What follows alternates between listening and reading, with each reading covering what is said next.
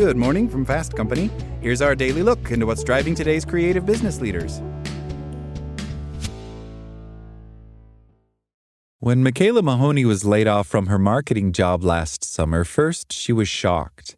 Then the anxiety flooded in.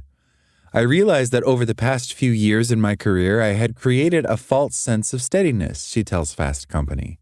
Friends had regularly told Mahoney she was fortunate to have landed a good, stable job as a marketing coordinator at Paramount Plus. In a moment, that illusion was in pieces. Mahoney threw herself into the job hunt, quickly landing her next role. A few months later, she was laid off again. After losing her job twice in less than a year, this time she decided to bet on herself. Following the traditional path as a salaried employee with a steady paycheck, healthcare and benefits had long been viewed as the safe bet. But with many people's paychecks from their 9-to-5 barely covering the cost of housing and groceries, layoffs at their highest in the U.S. since 2020, and nearly 26% of unemployed people having been jobless for more than 6 months, the unemployed to self-employed pipeline has never been stronger. Mahoney spent 2 months unemployed before she made the decision to go all in on her content creation business. She has also been documenting the process for her following on TikTok. I've always been making content, Mahoney tells Fast Company. Still, she never envisioned herself as a solopreneur or what that might look like in practice.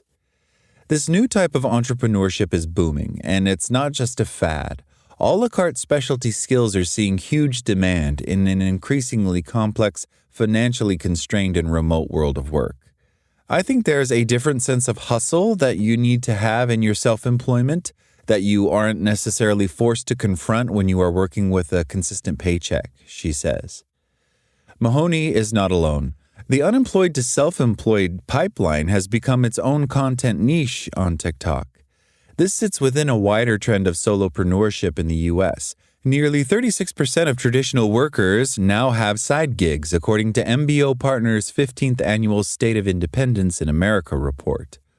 Whether a backup plan in the face of forever layoffs or a first step toward breaking free from the shackles of a boss, the rising number of people wanting to go it solo and run their own company of one reflects a shift in the balance of power from companies to workers, especially as the social contract has broken down. Increasingly, workers are turning their side gigs into full-time gigs, either taking the leap to solopreneurship on their own initiative or as a result of factors outside their control. Then there are those who have yet to experience traditional employment in the first place. Recent college graduates are struggling to find entry-level jobs, and while the overall unemployment rate edged up to 4.4%, for younger workers ages 16 to 24, unemployment in September 2025 was 10.4%. When 24-year-old Sophia Stern graduated from college in 2024, she spent hours scouring LinkedIn each day, an effort she kept up for roughly 6 months. I was desperate for anything, she tells Fast Company, noting that all she received in return were rejection emails from AI bots. At the time, she started a side hustle helping local businesses with their social media marketing. I realized, this doesn't need to be a middle ground in between different jobs. This can be a job. If it didn't work out, she would at least gain valuable experience in an industry she was hoping to break into. And it honestly made it better than continuing to search for a job, because the job market is just so terrible right now, she recalls thinking. After launching a website for Social, offering social media management and community outreach to small businesses around New Jersey, New York, and Philadelphia, Stern landed her first 2 clients within a month. Less than a year on, her client base has quadrupled. From launching an online business or monetizing a social media account to selling templates or paid subscriptions, it has never been easier for workers to take their talents back into their own hands and find ways to monetize them. In fact, the MBO Partners report counted 72.9 million independent workers in the U.S., 5.6 million of whom reported earning more than $100,000 annually.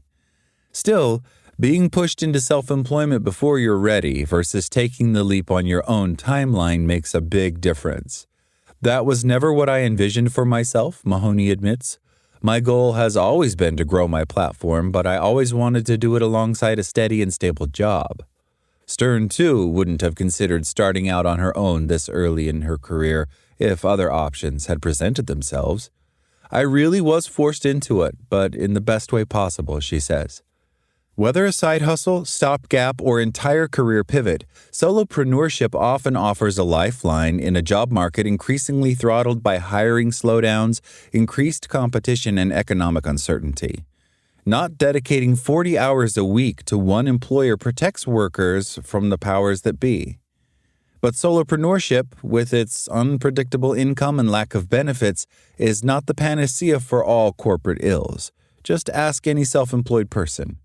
Mahoney and Stern are not closing the door on full-time employment, but are still open to the right role if it comes along. I've learned the big lesson that nothing is permanent, Mahoney says. This time, however, she has a safety net of her own making to fall back on. That's all today from Fast Company. Talk to you tomorrow.